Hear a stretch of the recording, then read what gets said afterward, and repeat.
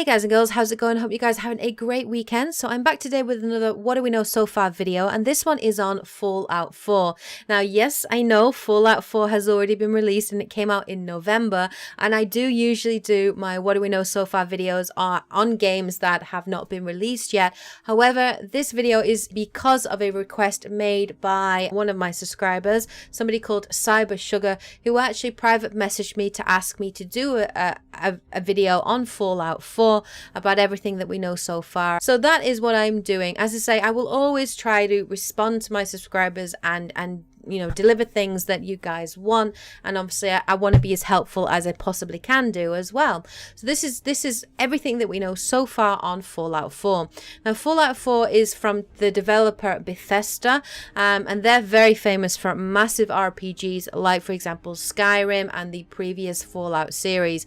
This is the 5th major installment in the Fallout series. It is available on the PlayStation 4, Xbox One and PC, and it was released last year on the 10th of November. So let's talk a little bit about the story. So Fallout 4 is set in a post-apocalyptic Boston in the year 2287. It's set 210 years after a devastating nuclear war.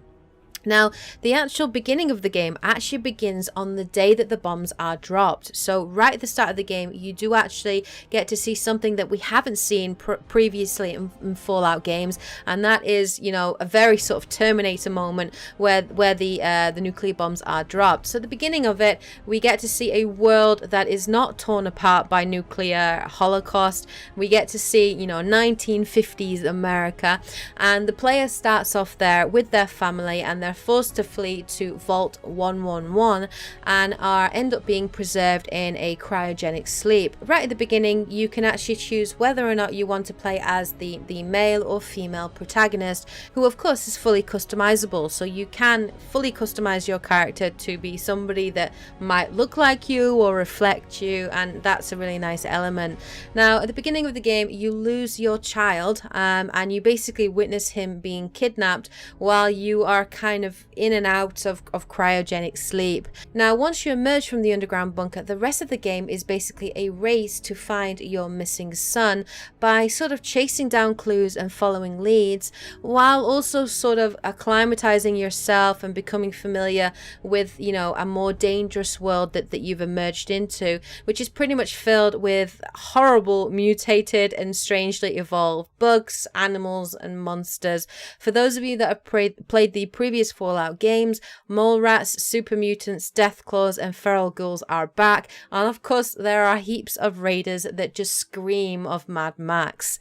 So I'm not going to talk too much about the story because obviously I know I have played Fallout 4 and I don't want to spoil any of it here. So that's the general gist of the story. So let's talk more about the gameplay and what's familiar and what's new in Fallout 4. Now, in Fallout 4, again similar to Fallout 3, you can play in first or third person perspective, whichever you prefer. For the first time though, Fallout 4 has a fully voice acted protagonist, and this is very different and I like it. It's a nice addition to Fallout 4. There are actually 111,000 dynamic dialogue lines in the game that you can choose between, and it works very similar to, it has similar elements to Mass Effect, wherein, you know, you have a dialogue kind of wheel, and you can choose, you know, what answers you want to give, and you can choose whether or not you're going to be sort of a nice guy or a nice person, or whether or not you're going to be completely cynical and a complete bastard effectively.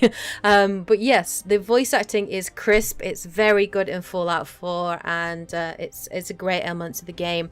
Now, the game is massive in scope. It's one of the biggest, it is the biggest Fallout game that we have ever seen. It is huge. I even think it's bigger than Skyrim, and it is a fully free roaming world and a completely non-linear story. So you can complete side missions, main story missions, and, you know, enter and exit character dialogues completely freely, and you also are able to recruit the aid of companions to take along with you on missions to help in terms of, you know, gunpowder, and also in terms of looting and raiding and that kind of thing. And of course, one of the main companions that we have seen in the trailer is Dogmeat, who is your faithful companion, and you can give him orders, and he's brilliant, and I love him. He's great. But all the companions are very good and very different and very unique, and also fully romanceable. Now let's talk about the bulk of the game, which is the new customization elements in there.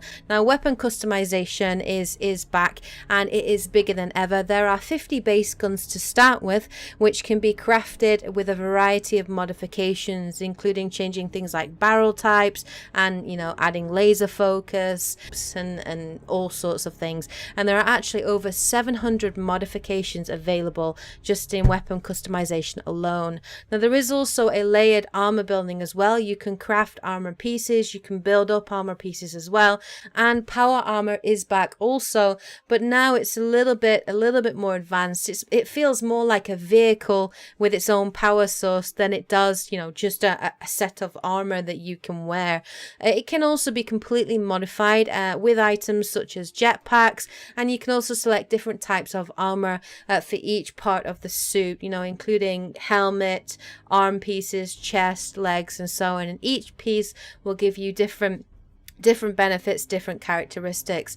Now, the newest element of Fallout 4 is the new base building mechanic available. In this, you can completely craft and deconstruct settlements and buildings.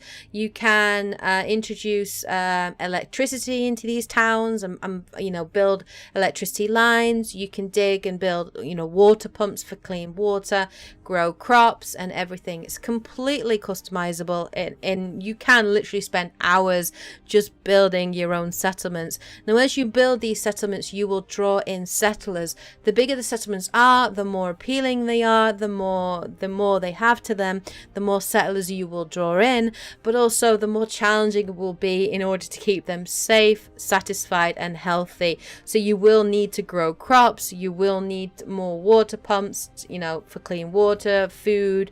You'll need to build defenses as well around the settlements, for example, putting down turrets or traps to basically defend them against random attacks. So let's finally talk about the combat as well. Now, VATS is back, which stands for Vault-Tec Assisted Targeting System. This was a massive element in Fallout 3. It is back in Fallout 4, but it is slightly different. Obviously, in Fallout 3, when you went into VATS, the combat completely stopped, which gave you a lot of time to decide what you wanted to do. Now, that isn't the case in Fallout 4. Instead of stopping, the combat, real-time combat just slows down, and while the combat is slowing down, you can target certain body parts that you'd like to shoot. So for example, you could shoot them in the head, and this could lead to a quick kill, or it could blind the enemy. Shoot them in the legs if you want to slow enemy movements, and of course in the hands if you want to disarm them. So VATS is nice. It's a nice combat element to there. So that is everything pretty much about Fallout 4 generally. I haven't gone into too much detail because I didn't want to spoil anything in the game for you if you are thinking about buying it, but I would highly recommend that you do buy Fallout 4. It's a fantastic game. There's a lot to explore, and there's a lot of story, gameplay, and just value for money. But that is pretty much everything that we know so far about Fallout 4. I hope you guys found this video interesting or useful. I hope you found it useful, Cyber Sugar. Thank you again for requesting it. If you guys have any other requests for any games that you want me to make videos on and you'd like me to make information videos on, just let me know. You know, pop a comment in the section below, drop me a private message, and of course I am always happy to bring out these information videos, because that is why I make them. I make them to share with you guys some of the games that I'm excited about, to give you guys information so that you can make a more informed decision about where you want to spend your money and what games you're thinking of buying. Alright guys and girls, well, take care, and as always, happy gaming.